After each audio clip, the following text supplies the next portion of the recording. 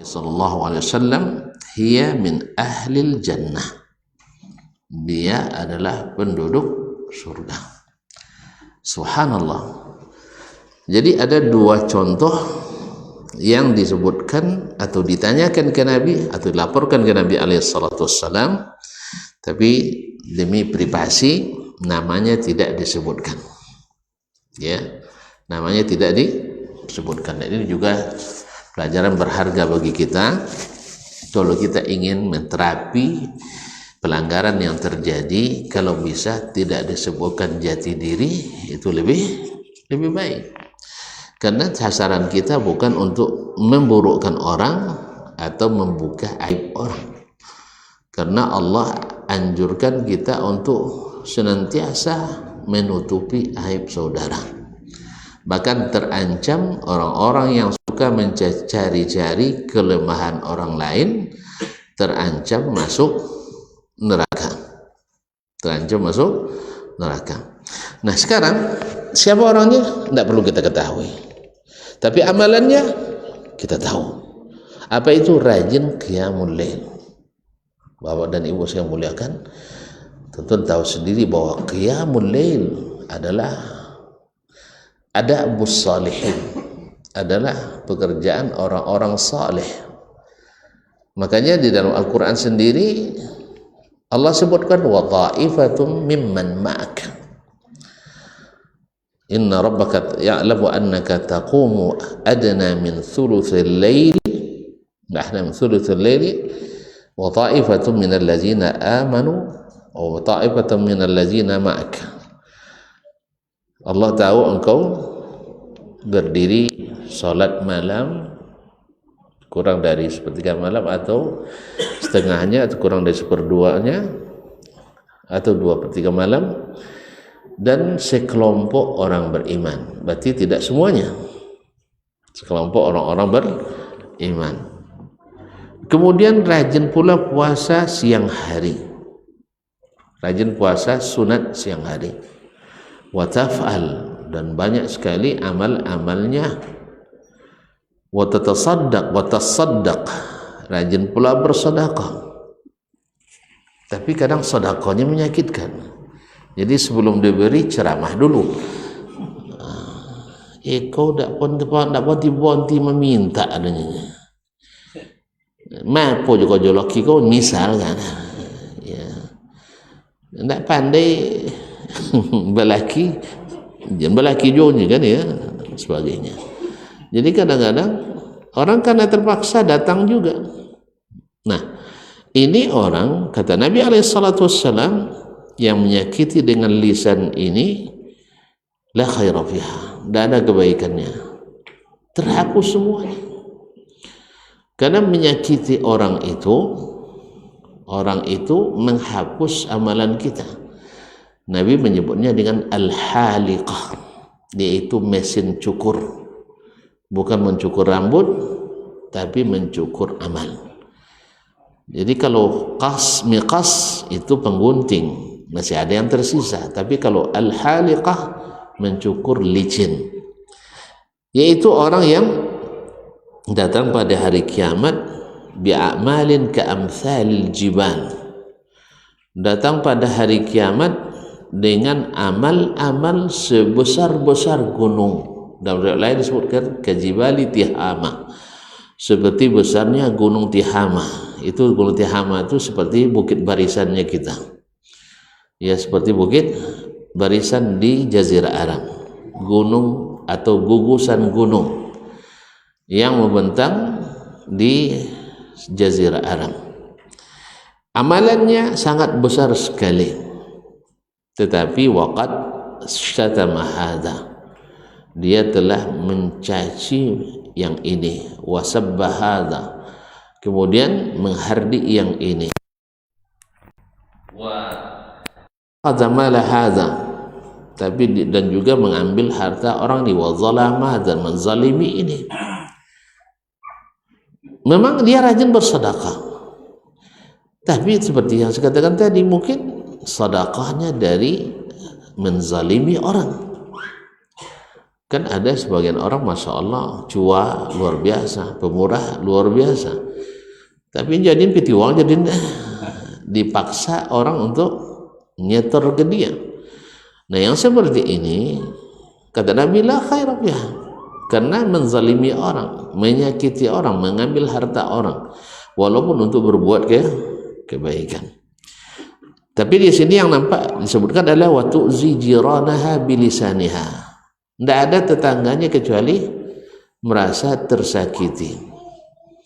Orang kalau sudah segan bertemu dengan kita, berat bertemu dengan kita, ya itu tolong diintrospeksi diri kita. Jangan-jangan karena setiap bertemu ada yang terluka, dan luka itu menggunting atau mencukur amal kita. Lalu pada hari kiamat itu diberikan orang yang dizalimi itu pahala yang dia kerjakan, pahala puasa, pahala salat, pahala agama sedekah, lalu ditransfer kepada orang itu sampai habis saking banyaknya yang dizalimi, saking banyaknya orang yang ini tersakiti, habis. Dan ketika habis, dosa orang yang dizalimi itu yang ditimpakan kepadanya, maka jelaslah tidak ada kebaikan padanya. Dan kalau sudah begitu keadaannya, maka tempatnya neraka. Benarlah Nabi katakan hiya min ahlin nar, dia adalah penduduk neraka. Oleh sebab itu Allah menyebut orang yang memberi tapi menyakiti dengan membatalkan sedekah. Ya ayyuhallazina amanu la tubtilu sadaqatikum bil manni wal adha. Hai orang-orang beriman, jangan kamu membatalkan sedekah-sedekahmu dengan al-manni, yaitu menyebut-nyebut, mengungkit-ungkit, wal adha, atau dengan menyakiti. Seperti yang saya katakan tadi, belum lagi turun sedekahnya, tapi ceramahnya Masya Allah. Data sabi sampai nini kau dulu cendek kojunya, sampai ke cucuku bapo corokannya. Jadi kalau demikian kaum muslimin dan muslimat, orang karena terpaksa kadang diambil juga, tetapi hatinya hancur berkeping-keping. Ya, nak membalas tidak bisa, takut. Oleh itu maka kita harus berhati-hati. Ya kalau bisa bersedekah itu tidak diketahui orang ini yang paling bagus. Ya kalau kita tahu ada orang yang membutuhkan, lalu kita kirim dan katakan kepadanya, jangan beritahu siapa yang memberi. Itu jauh lebih terhormat dan itu tak akan hilang. Bahkan walaupun ditilap oleh yang tempat kita mengirim, karena mau ada pepatah pula, kalau ngirim sesuatu ingin bertambah, kirim berita. Kalau ngirim sesuatu ingin berkurang, kirim uang. Nah, uang sering berkurang kan. Tahunya kadang-kadang setelah teleponnya atau apa, maaf Ustaz, uang saya pakai tadi sebagian gitu ya. Nah, gimana lagi? Nah, jadi kadang-kadang dia berinisiatif sendiri tanpa ngasih tahu, uang saya pakai sebagian gitu. Awak minta sampaikan 100.000, yang sampai 75.000, nampak es krim di jalan tadi gitu. Ya, kalau ingin bertambah kirim berita, kalau ingin berkurang kirim uang. Kan ahlul khair, orang-orang yang para pemurah, orang-orang hebat dulu, ya seperti Ali ibn Zaid ibn Ali bin Husain bin Ali Zainul Abidin, itu terkesan orang kedekun karena tidak nampak dia bersedekah, tapi subhanallah baru orang tahu setiap malam ada rezeki di depan pintu. Tidak tahu orang siapa yang memberikannya. Setelah beliau meninggal baru orang tahu sedekah itu berhenti. Padahal selama ini mereka bisik-bisik, kok keturunan Nabi jarang bersedekah. Bukan jarang, tiap malam dia bersedekah, tapi tidak diketahui oleh orang. Subhanallah. Jadi harus ada ini, para ummahat, para kaum, ada sedekah-sedekah yang hanya kita dan Allah saja yang tahu. Gimana caranya? Banyak caranya. Bisa kita antarkan dan tanpa kita beritahu alamat. Terus sekarang dengan transfer tahu alamatnya enggak? Kalau kita transfer nampak tahu juga ya. Gimana caranya supaya tidak diketahui? Gojek untuk pitiro tidak boleh alamatnya lah, hilang loh Gojek. Oh gitu, pakai Gojek. Wah, dah tanya semua apa dia tahu dia langsung. So tunjuknya sih, kayaknya banyak 50.000. Nah, misal jadi harus ada yang tersembunyi yang tidak ketahui, atau diantaranya seperti yang dilakukan oleh guru kami dulu, Syekh Abdul Aziz bin Abdul Latif Abdul Latif rahimahullah ta'ala. Ketika beliau meninggal, banyak CS dan office boy yang ada di fakultas kami itu dengan bahasa lugunya dia bilang khasarah, khasarah. Itu bahasa pasarnya, rugi-rugi. Orang tanya kenapa rugi? Rupanya selama ini Syekh setiap terima gaji berikan mereka sedekah dengan janji tak disebutkan pada orang lain. Masing-masing di secara tersendiri, kamu mau tak saya beri setiap bulan 500, lebih tinggi dari gajinya. Gajinya 300 cuma. Dia kasih 500, tapi jangan kasih tahu. Temanmu jangan kamu kasih tahu. Pergi lagi ke teman yang lain gitu juga. Baru ketahui setelah beliau meninggal. Ada juga mahasiswa yang menunggu dari S2 ke S3 kan tidak ada mukafaah dan bawa keluarga pula. Beliau berdua dapat lebih banyak daripada beasiswa yang kami terima dari universitas. Sedekah tersembunyi. Kapan baru terbuka? Setelah beliau meninggal. Dan itu berjalan bertahun-tahun. Dan yang seperti ini banyak. Seperti ini banyak. Kalau yang seperti ini mungkin menyakiti ya. Ya, orang yang menyembunyikan sedekahnya tidak akan pernah menyakiti. Oleh sebab itu maka menyembunyikan sedekah itu salah satu cara kita untuk menekan hawa diri kita untuk menyebut-nyebut atau merasa berjasa kepada orang yang kita bersedekah kepadanya. Ma'asyarul kiram dirahmati Allah SWT. Kemudian yang kedua adalah seorang wanita hanya sholat yang wajib saja, dan bersedekah dengan yang sederhana, yaitu beberapa keping susu kering atau akid. Tapi istimewa wala tu'zi ahadan, tak pernah menyakiti orang. Akhlaknya luar biasa. Maka benar Nabi SAW ketika dia katakan, inna ahadakum la yudriku bi husni khuluqihi darajat as-sa'imil qa'im.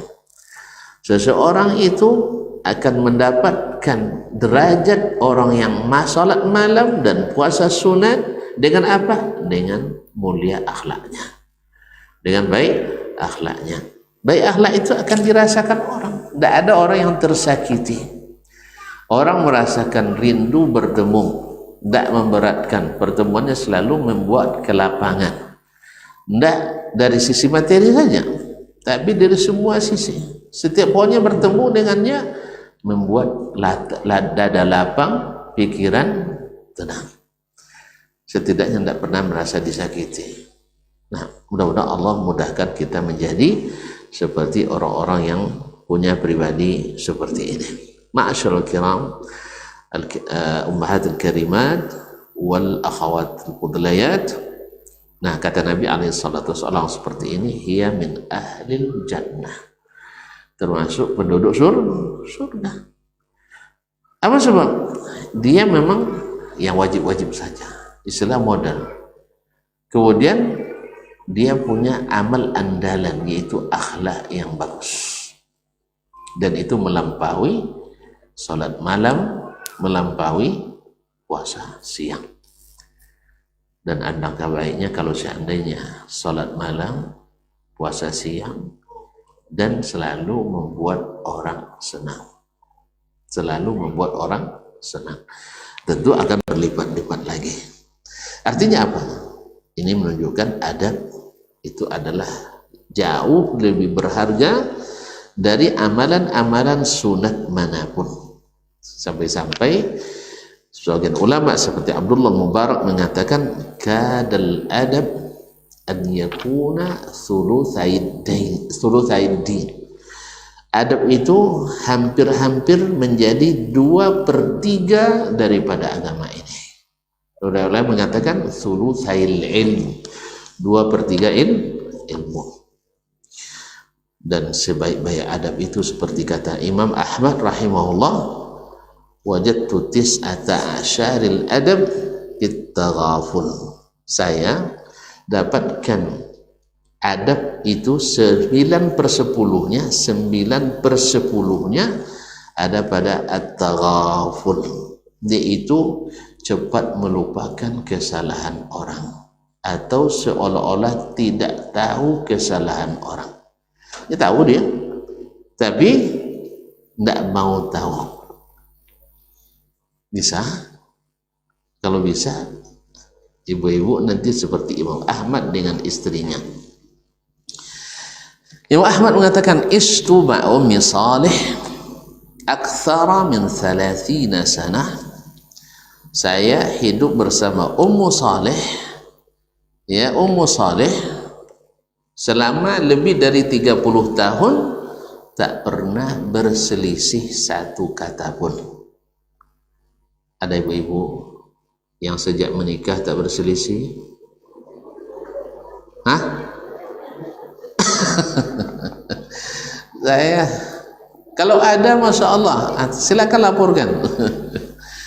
Subhanallah, sejak menikah 30 tahun lebih tak pernah berselisih sepatah kata pun.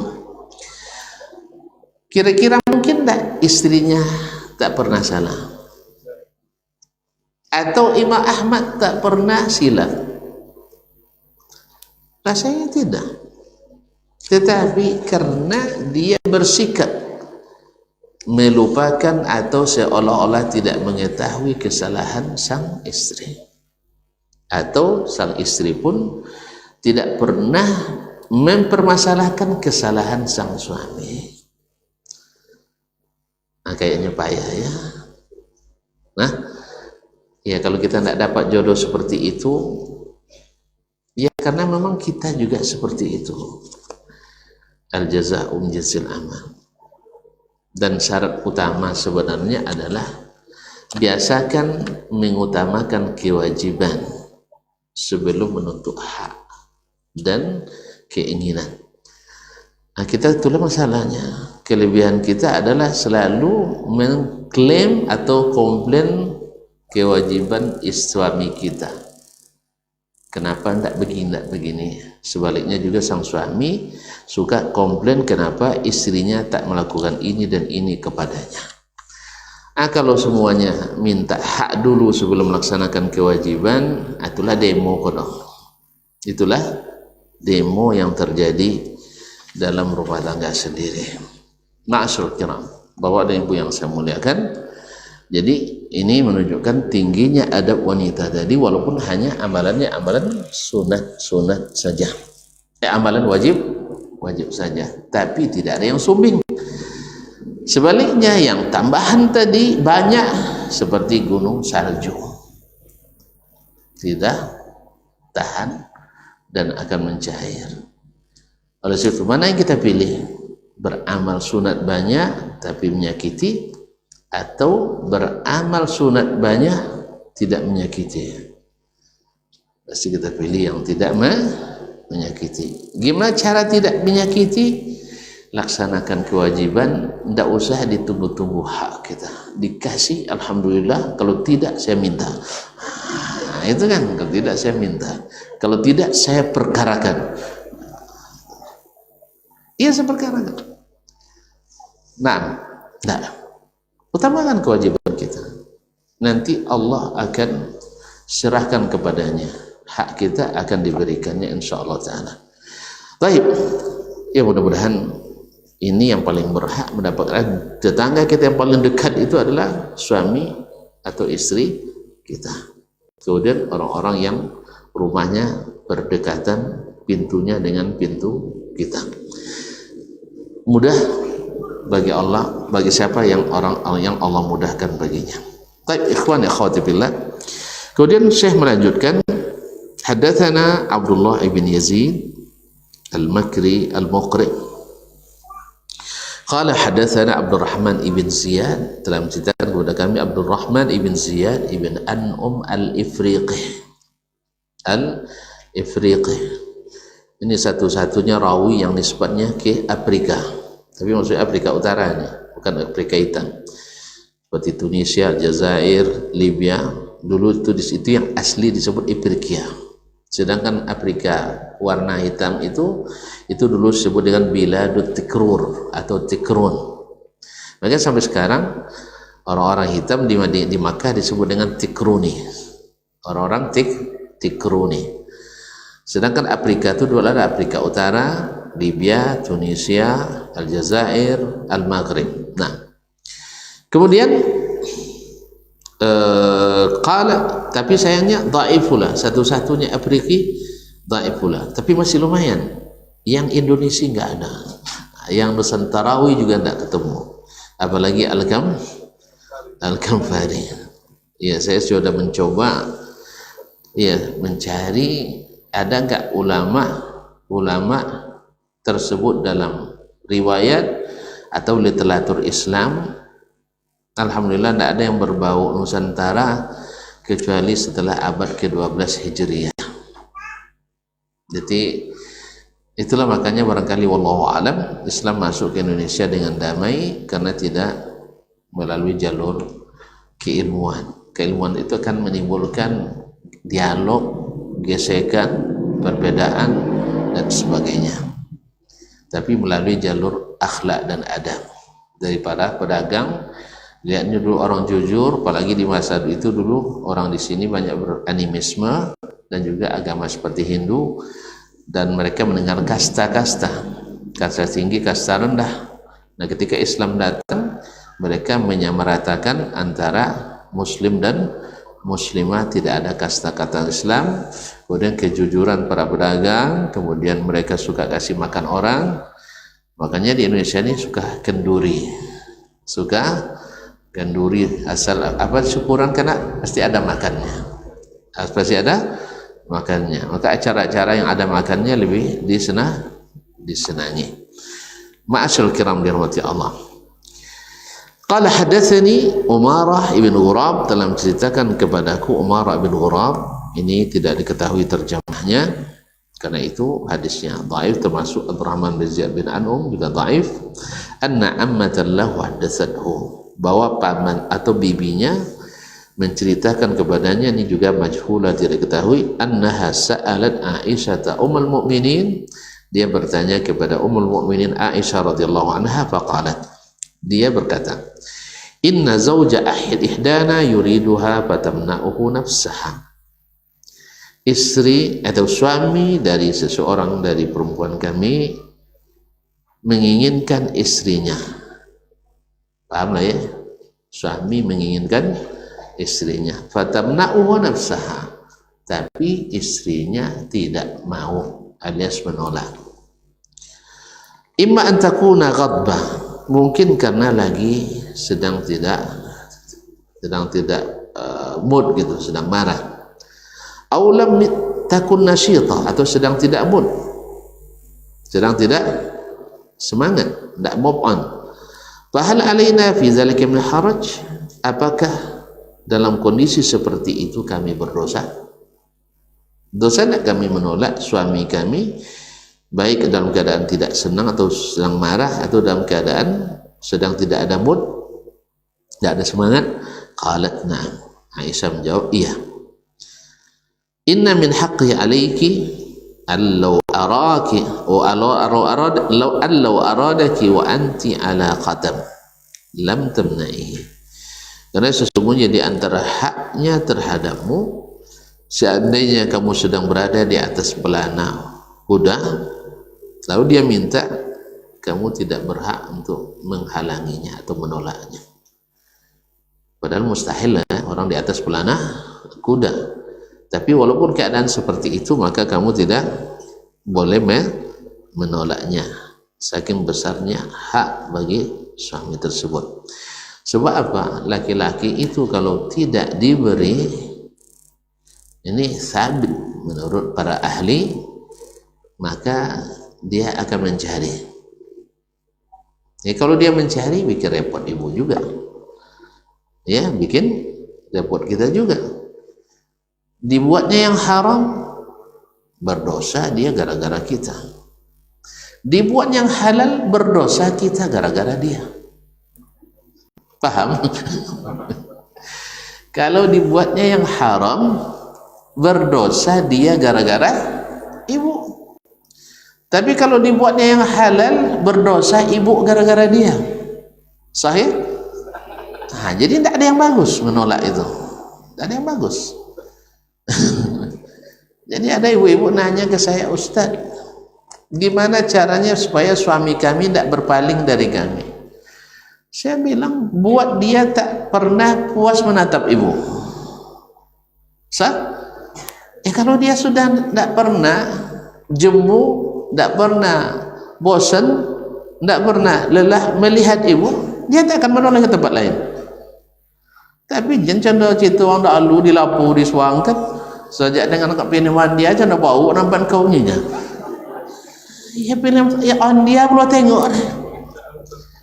Uang di film lah joleh pakai gencu, pakai bodak, pakai calat. Tentu apa nomor minyak wangi. Awak nak pulang lagi boleh can. Baju cempel yang buruk. Masih poso. Jadi masalahnya di kita. Maka kalau dia minta, tolong jangan dihalangi, kecuali ada penghalangan, sedang berhalangan. Berkata Ummul Mukminin, qultu laha ihdana tahid. Afwan, dia bertanya, ihdana tahid alaysa laha liwazawj illa firashun wahid. Ada yang bertanya lagi, kami sedang haid, tapi tak punya tempat tidur kecuali satu, dan tak punya selimut kecuali satu. Itu bagus itu. Kalau sudah dua tempat tidur suami istri, sudah berbahaya. Itu sudah pasti ada masalah, sudah melanggar sistem. Dan masalah selalu timbul setelah melanggar syariat. Ibu-ibu, saudari diakad supaya tidur bersama, supaya tidur satu selimut, supaya tidur satu bantal. Makanya ketika ada orang kelahi suami istri, ngadu ke seorang nenek, Yuang ini sarjana loh kan? Wala kuliah ini ada kuliah nanya. Kalau babanta laki bini ga, ubeknya lolok sabante. Lolok sabante. Tahu bante ya? Lain, lolok satu bantal. Tapi kalau sudah ngambil bantal masing-masing, itu semakin bermasalah. Dan itu harus diatasi dengan segera. Tak kena pakai bola aja. Subhanallah, orang bisa tidur dalam kapal bergelombang, sah? Iya enggak? Tapi tak tidur. Kenapa? Jendidulin. Jangan dipikirkan. Tengok orang tua, kalau pas malam Ahad kan Pak Sudi tiru ya, Ahad ya. Kan banyak orang lolok tepi jalan no.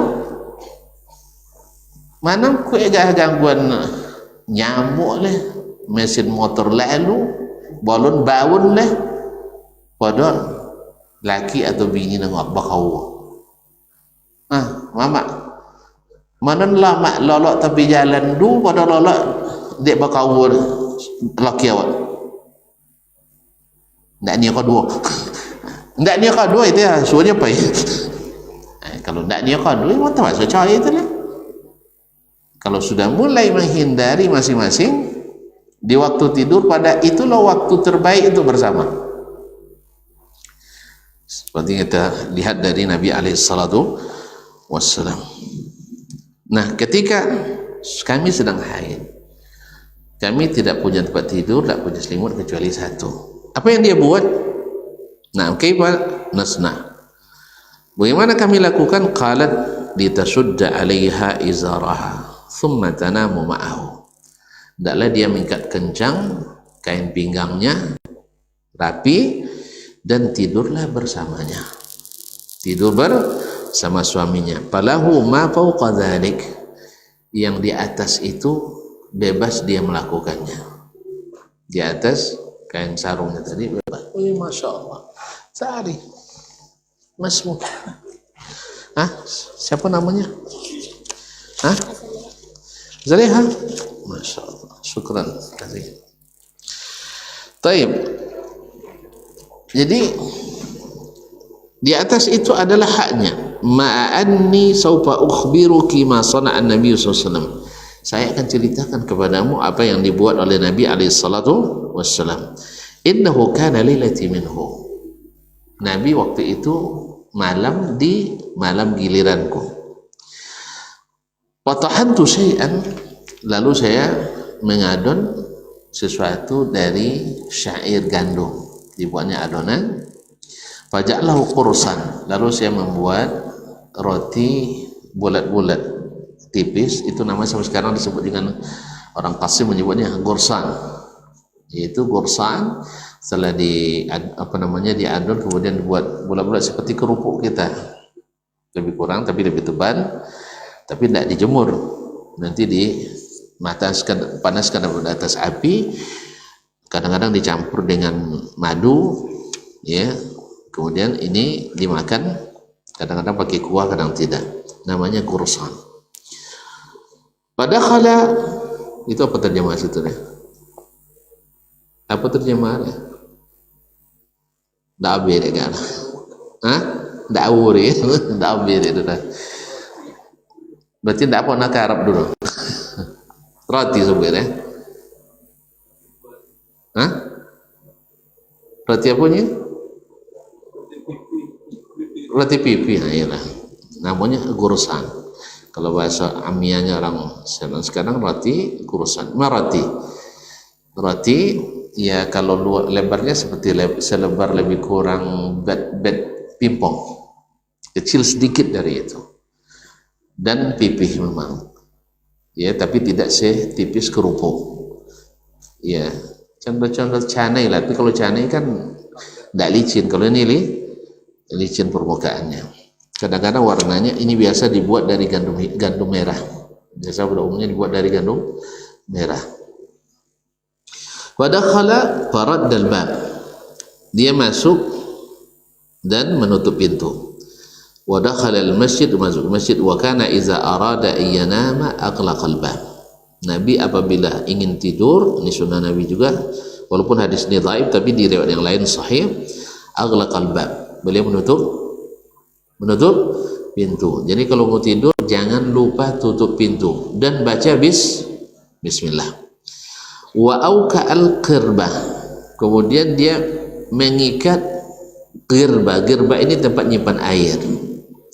Kalau dulu orang pakai girbah, sekarang pakai ember, tutup embernya, atau pakai termos, tutup termosnya. Kau pakai botol, tutup botolnya, jangan biarkan terbuka. Karena syaitan akan masuk kalau kita tidak tutup. Wa akfa'al qadah, kemudian menutup pula piring-piring, pinggan-pinggan, tempat-tempat makanan. Wa atfa'al misbah, dan mematikan lampu. Nah, kalau lampu kadang duit torangnya kan, secara kesehatan juga tidak sehat, ya. Tidur dalam keadaan lampu terang tidak sehat, dan secara keamanan juga berbahaya, apalagi dulu lampu semprong dan sebagainya. Fantazartu an yansarifa aw fat'imuhu al-qurs, lalu saya tunggu dia selesai sholat untuk saya berikan makan kursan tadi, roti pipih tadi. Falam yansarif hatta ghalabani naum, tapi belum juga beliau selesai sholat sampai saya tidak tahan tertidur. Jadi wanita ini masuk surga mudahnya, tidak perlu banyak salat malam nah. Tapi taat suami, salat wajib, puasa wajib, kemudian menjaga kehormatan dan taat pada suami. Nah lain itu sonangnya, cik tak suami payahnya. Kedia, kayak mama. Iya perlu ya sama sudah sana. Nah, wa auja'ahul bardu, karena saya tidur pakai selimut sendiri, Nabi tambah selimut pula, maka dia pun menggigil karena karena kedinginan. Nah, fa'atani fa'aqamani, lalu dia datang dan membangunkan saya. Tidak tahan lagi, dia bangunkan. Dan saya pernah mengalami ini juga. Dia dalam musafir bukit tinggi, awak terlambat datang, sudah itu selimut lah di poket dia nak sodo. Ya, dek wang rumah, jangan nak tinggi awak. Lolok kacau lo, dia tetap lolok, nya sampai lah nya dia mau uang. Makanya sudah itu tidak boleh tidur mau uang kalau baik kegiatan. Ini masalahnya awak jadi bintang lo cak kan, tiba lah lambat sudah itu bacito lo dulu. Nah itu deh. Kemudian jago subuh sudah subuh maluan lolok, jawab tak lolok je potong. Allah Ustaz. Jadi kalau pergi safari dakwah dan syaratkan tidak tidur di rumah orang, kecuali orangnya tidak ada. Nah, kalau tidak ada kan bebas wah. Kalau ada tidak dengan Cak Bayu.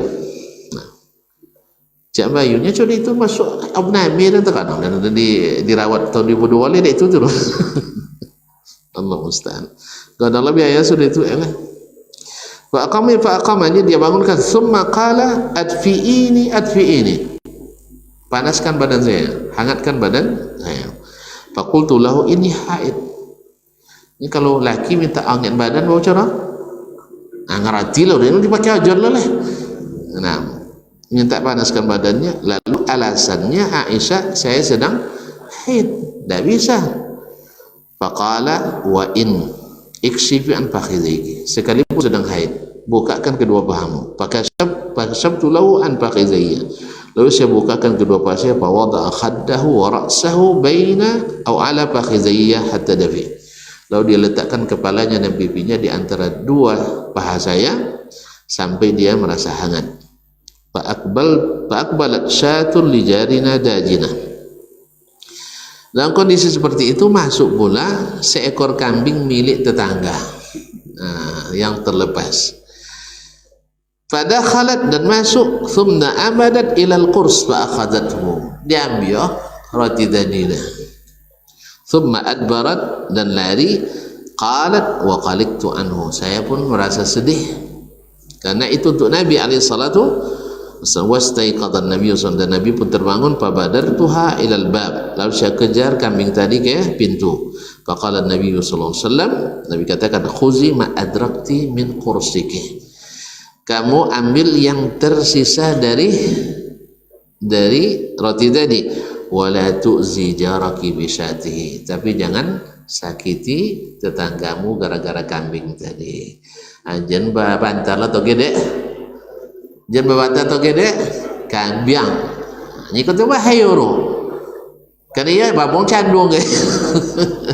Dan diambil adanya daun ubi dua leh, tapi kalau candung je tombak.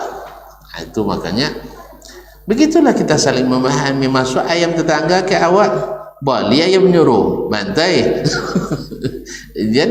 jadi umban mereka diumban awak umban ayamnya diumban awak dah. Jadi oleh sebab itu Nabi pesankan, wala tu'zi jaraki fi syatihi, jangan sakiti tanggamu gara-gara kambingnya tadi, gara-gara kambingnya. Hadis ini walaupun sanadnya dhaif, tetapi banyak dari makna yang terdapat di dalamnya ada dalam hadis-hadis sahih. Banyak terdapat dalam hadis-hadis sahih, dan hampir semuanya adalah dalam hadis sahih. Wallahu a'lam. Kemudian berkata Imam Al-Bukhari rahimahullah di riwayat yang ketiga ini, haddatsana Sulaiman ibn Dawud Abu Rabi', telah menceritakan kepada Imam Sulaiman ibn Dawud Abu Rabi' Az-Zahrani, Abu Rabi' Az-Zahrani, qala hadatsana Ismail ibn Ja'far, telah menceritakan kepada kami Ismail ibn Ja'far ibn Abi Katsir Al-Basri, qala hadatsana Al-Ala ibn Abdurrahman, telah menceritakan kepada kami Al-Ala ibn Abdurrahman, Al-Ala ibn Abdurrahman ibn Amr Al-Hiraqi, an abihi, dari bapaknya Abdurrahman ibn Amr Al-Hiraqi atau Al-Huraqi, an Abi Hurairah, dari Abu Hurairah radhiyallahu taala anhu, sahabat yang paling banyak meriwayatkan hadis dari Nabi alaihi salatu wassalam, anna Rasulullah sallallahu alaihi wasallam qala, wa Rasulullah sallallahu alaihi wasallam bersabda, la yadkhulul jannata man la ya'manu jaruhu bawa'iqah. Tidak akan masuk surga orang yang tidak aman tetangganya dari segala gangguannya. Ya, banyak gangguannya termasuk asok ya. Termasuk asok kayaknya. Jadi kalau seandainya duduk jen membawa asok, termasuk ganggu. Tapi yang paling sering kan ucapan atau tindakan. Ya kadang-kadang ada lagi lah jalan satu-satunya ke awak azudu batutlah jalan lah. Ya subhanallah, jangankan jalan, Nabi SAW melarang tetangga untuk menempelkan dindingnya ke dinding kita. Dinding pun tidak boleh kita larang tetangga menempelkan dindingnya ke dinding kita, seperti dalam hadis Abu Hurairah radhiyallahu anhu. Ya begitulah tetangga. Bahkan subhanallah, ya banyak kisah-kisah orang yang tetangga kadang-kadang dia menanggung gangguan tetangganya selamanya dan dia tidak memberitahukannya. Subhanallah, inilah orang-orang yang sabar, orang-orang yang hebat. Maka wajarlah kalau ada sebagian orang dulu dia jual rumahnya 2000 dirham, 1000 harga rumah, 1000 harga bertetangga dengan Syekh Muhammad bin Hasan As-Sukkari, yaitu karena bertetangga dengannya nikmat yang tak bisa dinilai dengan harta. Subhanallah. Mudah-mudahan Allah mudahkan kita menjadi orang-orang yang aman orang lain dari gangguan kita, dan semua itu mudah dengan taufik dari Allah Subhanahu wa taala. Dan kalau seandainya ada sering-sering kita maaf, dan kalau ada tetangga yang mengganggu kita sering-sering kita bersabar. Wabillahi taufik. Barangkali sampai di sini kajian pada seperti ini. Ini banyak pertanyaan nampaknya. Subhanallah. Kita coba, mudah-mudahan tidak panjang-panjang. Bismillah. Pertanyaan panjang. Assalamualaikum warahmatullahi wabarakatuh. Assalamualaikum warahmatullahi wabarakatuh.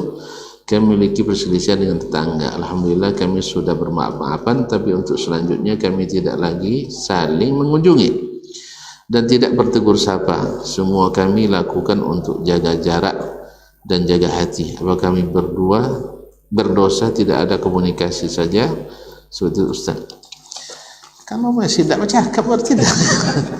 Dia saling memaafkan. Saling memaafkan itu artinya hilang semuanya, kembali ke kondisi biasa. Tapi kalau maksudnya tidak banyak baca itu, takut salah cito, itu biasa. Ya artinya sudah lu dek salah cito, itu mulai kan. Nah, sekarang kita kurangi intensitas bercerita. Tapi jangan sampai tidak ada komunikasi.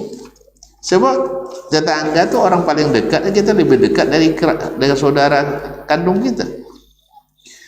Apapun terjadi di rumah kita, mereka yang pertama. Sebaliknya apa terjadi di rumah mereka, kita yang pertama yang akan mengurusnya. Oleh sebab itu jangan sampai tidak berkomunikasi. Sebab tidak berkomunikasi itu jangankan dengan tetangga, dengan saudara sendiri akan menambah renggangnya hubungan kita.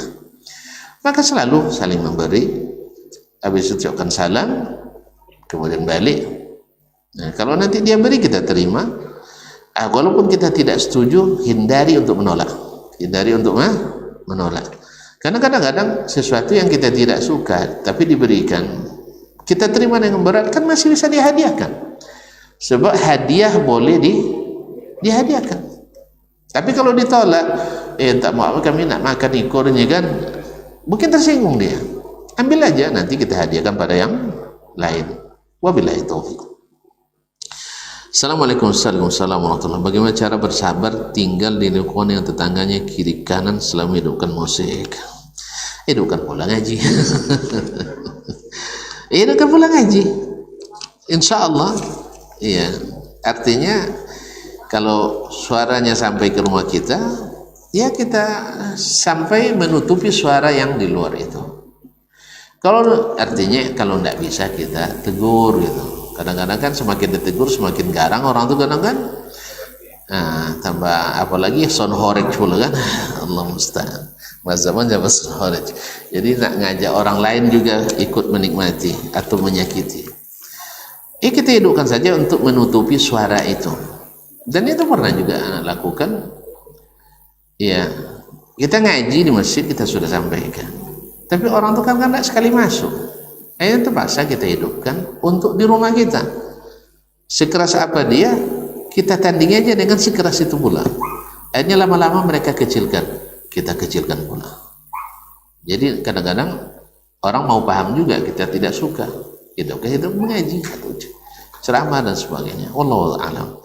Tapi kalau bisa ditegur, mohon maaf dan sebagainya, tidak masalah dengan izin Allah. Karena memang ini bagian daripada dakwah. Kalau tidak sabar, bumi Allah luas. Jual yang itu, pindah ke tempat yang kondusif. Karena al-jaru qabla dar. Wallahu ta'ala alam. Assalamualaikum Ustaz, di sekolah anak kami dianjurkan menabung. Nanti setelah akhir tahun tabungan dapat diambil tapi dipotong admin. Apakah ini boleh Ustaz? Apakah ini riba? Jazakallahu khairan. Ya, artinya admin ikut nabung enggak? Kalau admin enggak ikut nabung, itu sah saja sebagai bayaran untuk mereka menyimpan. Tapi kalau dia ikut nabung masuk riba. Maka pastikan admin tidak ikut dalam kegiatan itu. Wallahu ta'ala.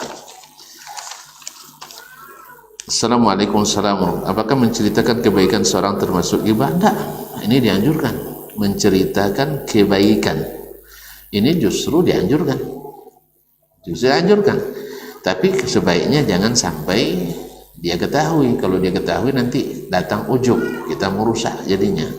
Makanya dilarang memuji-muji berhadapan. Bagaimana bertobat dari dosa ghibah? Haruskah kita jujur kepada seorang itu karena telah menghibahnya? Kalau sebagian ulama mengatakan iya, tapi yang sahih wallahu alam, kita minta dakwah secara umum saja. Saya mohon maaf, mungkin selama ini saya abai, saya cuai, saya melakukan ini dan itu, ya mohon dimaafkan. Insya Allah. Tapi kalau udah sabar, wah, nanti kasan madu-adu dan ini, nanti tambah tak jadi dia maafkan. Jadi wallahu alam tidak mesti disampaikan apa jenis dosanya itu, kecuali utang. Kalau utang harus sabun. Nah, jazakumullah khairan. Assalamualaikum warahmatullahi wabarakatuh. Semoga Ustaz dan keluarga selalu dikelilingi Allah. Amin. Izin bertanya Ustaz, silakan. Selatar. 2 minggu lalu pertama kalinya saya mendengar sekitar 2 minggu lalu atau 2 pekan lalu pertama kalinya saya mendengar bahwa ada tetangga saya memfitnah saya. Innalillahi. Sebaiknya nggak tahu ya. Setelah mengetahuinya saya hanya tersenyum tapi tersenyum pahit ya, dan berkata itu fitnah. Tapi saya tidak mau fitnah itu sampai lagi ke saya. Pertanyaannya, perlukah saya klarifikasi di status WA bahwa berita itu fitnah, atau saya cukup diam dan bersabar? Atas jawabannya saya mengucapkan jazakallahu khairan wa jazakallahu khairan. Nah, kalau ibu ingin viral, jawab aja. Kalau menurut manhajnya para nabi alaihi wassalatu wassalam, kalau sesuatu fitnah yang sama sekali tidak mengena dengan kita, abaikan saja. Karena tidak ada tuntutan hukumnya. Tapi kalau sudah sampai ke ranah hukum, ya kita harus pada pembelaan. Tapi kalau hanya orang mengatakan sesuatu pada kita, padahal kita tak pernah melakukannya, dan tidak ada konsekuensinya, maka kita diamkan saja, abaikan saja. Misal, orang memfitnah Ustaz Dasman, selama boleh tahun lu tidak kuliah dan nyanyi, bedong sudung dari padang pasir lu, situ aja lolok makanannya. Nah, pulang dilengketkan nama LC situ deh. Tidak perlu dah jawab dah. Kan tidak perlu jawab dah. Habiskan waktu. Ada nyambut ini turun. Sebab Nabi Musa alaihissalam dituntut oleh Fir'aun. Dulu kamu kecil kami pelihara, lalu kamu bikin masalah dan lari dari kami. Nabi Musa jawab, itu karena aturanmu sendiri yang zalim, maka saya terpaksa harus menginap di istanamu. Bukan saya berkehendak, saya masih kecil. Dijawabnya, karena memang kejadiannya benar. Kejadiannya benar bahwa dia dididik oleh Fir'aun. Lalu kamu melakukan perbuatan pelanggar hukum, yaitu membunuh orang jemaah Fir'aun.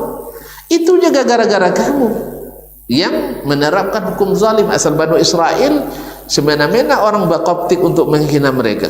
Akhirnya saya membela orang yang dizalimi. Ketika dikatakan oleh Fir'aun, inna rasulakum allazi ursila ilaikum la majnun, ini rasul yang diutus kepada kalian ini orang gila. Fir'aun, Musa tidak jawab, sebab Fir'aun sadar Musa tak gila. Musa tahu itu, andai saya gila Fir'aun tak akan tuntut saya. Makanya banyak orang kalau sudah bersalah, khususnya di negeri ini, langsung gila, ya, langsung gila. Kenapa? Dia tahu orang gila tak dituntut.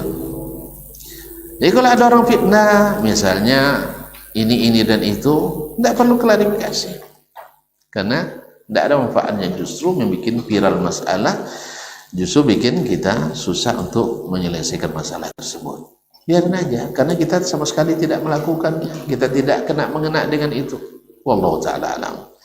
Dan banyak berdoa pada Allah SWT, semoga Allah tenangkan hati kita dan jauhkan dari fitnah-fitnah tersebut. Wallahu ta'ala. Wabillahi taufiq hidayah. Wallahu ta'ala alam. Wa sallallahu ala nabiyina Muhammad sallam. Terima kasih dan mohon maaf. Wassalamualaikum warahmatullahi wabarakatuh.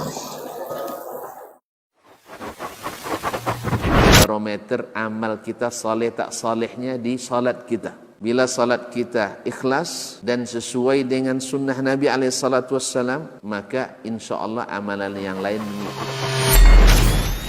Ini aktivitas ini membantu saya di akhirat atau akan menyulitkan saya di akhirat? Kalau seandainya perbuatan itu ternyata akan menyulitkan kita di akhirat kelak, tinggalkan perbuatan itu. Anta ni'mal jund. Kamu adalah sebaik-baik prajurit. Coba lihat. Kamu adalah sebaik-baik prajurit, maka tujuannya adalah menghancurkan kehidupan rumah tangga.